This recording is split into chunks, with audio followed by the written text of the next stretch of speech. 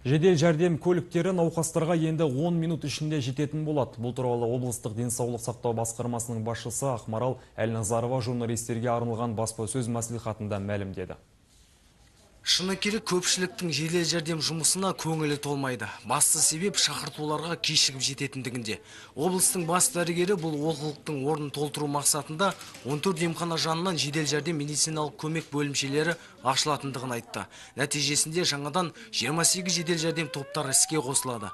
Осылайша жедел жәрдем көліктерінің науқасқа жету уақыты орташа есеппен 9-8 минутты құрамақ. Тағы бір жаңалық, келер жылдан бастап облыста апатты жағдайдағы медицина мекемелері болмайды. Негізгі енді біздің инфраструктура бойынша облыстағы атқарылып жатқан жұмыс, бұл ең бастысы құрылыс. Соңғы 5 жылдың ішінде 54 объект салынса, соның 39-ы апаттық жағдайдағы мекемелердің орнына салынған ғимараттар.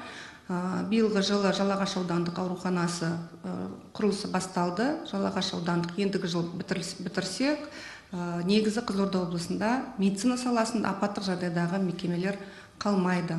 Сала жұмысын жетілдіру мақсатында Ақмешіт адалдық алаңы жобалық кеңсесі медицина ұйымдарына тексеру жүргізді. Нәтижесінде біраз кемшіліктер анықталыпты. Жұмыс бар жерде кемшілік бар. Біздің кешегі осы Ақмешіт адалдық алаңының атқарған жұмыстарының ішінде біраз кемшіліктер анықталды. Бұл жұмыстардың нәтижесі ертең бізде әдеп жөніндегі кеңесте қаралатын болады. Сол жерде барлық кемшіліктер бойынша ортаға салып, талқыланып, қажет болатын болса кадрлық өзгерістер, кадрлық шешімдер қабылдау жөнінде басқарма басшысынан біз ұсыныстар жасайтын боламыз. Барлық кемшіліктерді біз міндетті түрде аптасына бір рет облыс әкімінің алдына көрсетіп, ол кісі тиісті тапсырмалар береді.